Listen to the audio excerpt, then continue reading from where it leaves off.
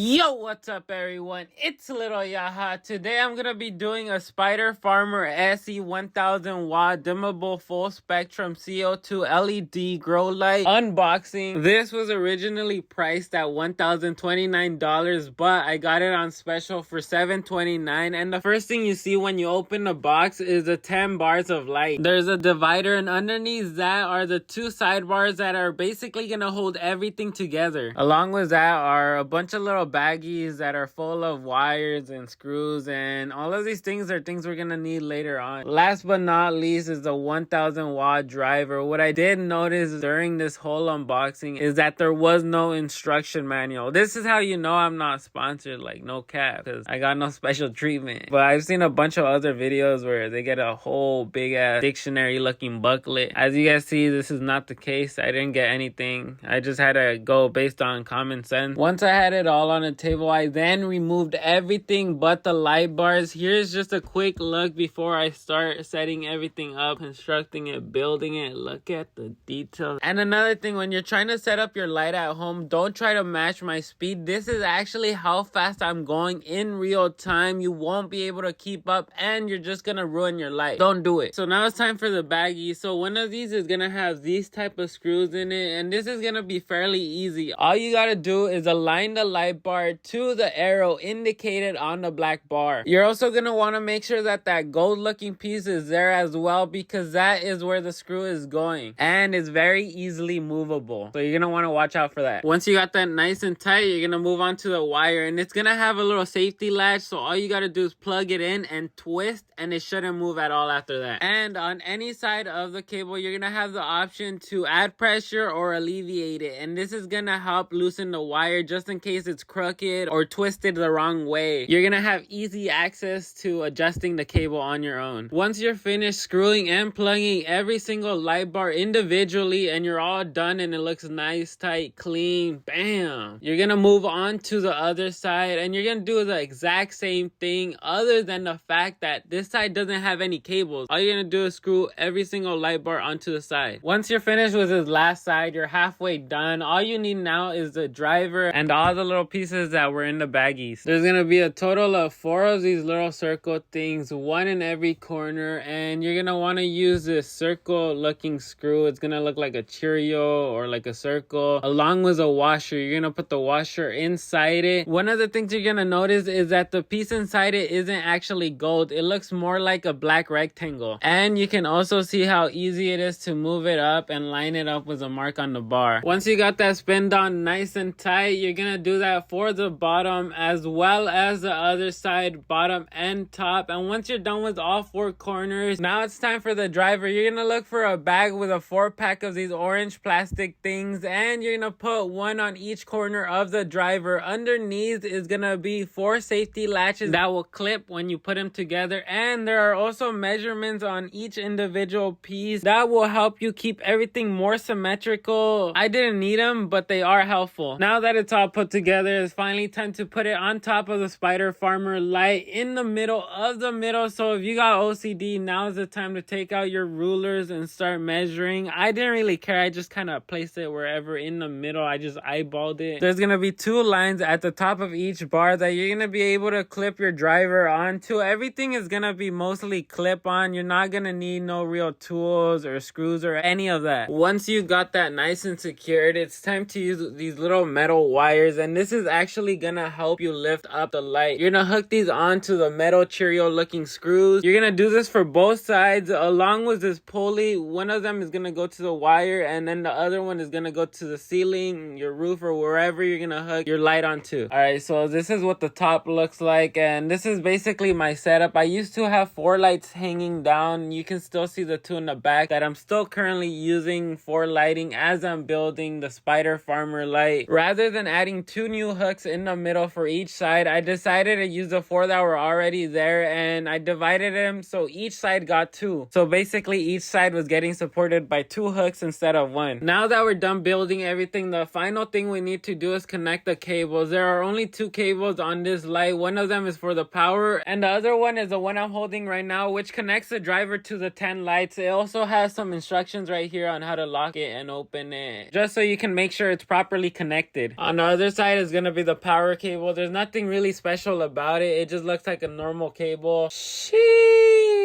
And here's where the magic happens. Spider Farmer. That shit looks fire. Alrighty, everyone, this is gonna be the completed and final look at this Spider Farmer light, and let's just go through everything one more time. Right here in the front, you're gonna have your little controller. To the left is your on and off button. To your right is the dimmer. It goes from dim to max of 100%, 20, 40, 60, 80. And then in the middle, you have the option to add more lights if needed. Right below that, you can see my beautiful green looking plants. On top of that is the lights putting in work. You can see the yellow, the white, and the red individually. Right above that is the two wires that turn into one and support this whole light all together. I also did the same thing on top, which I turned into two just so I could have better support on each side and not fall and break, you know. On the driver, there are two cables, one on each side. One of them connects to the black bar, which connects to all of the lights individually. You can see it in the back, and the other cable connects to the power directly.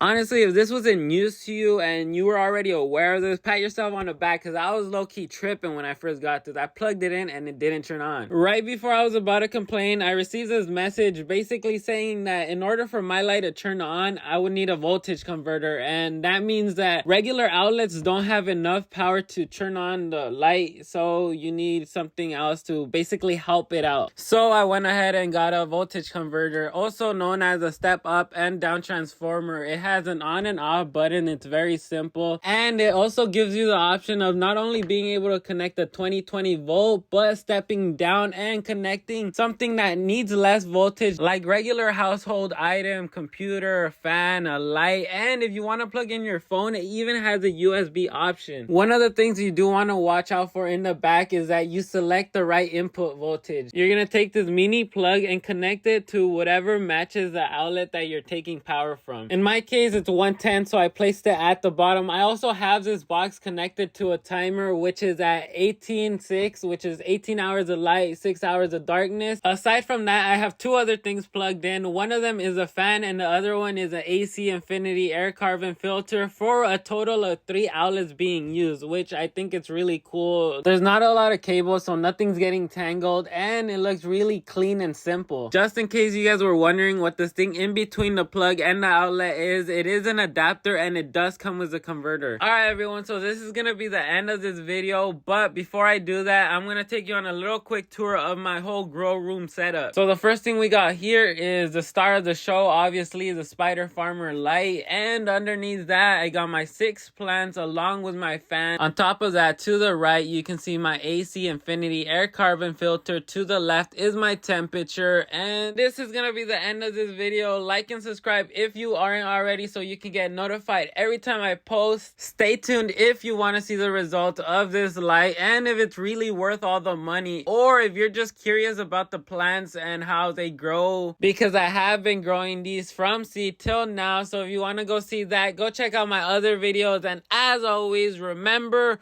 be good people.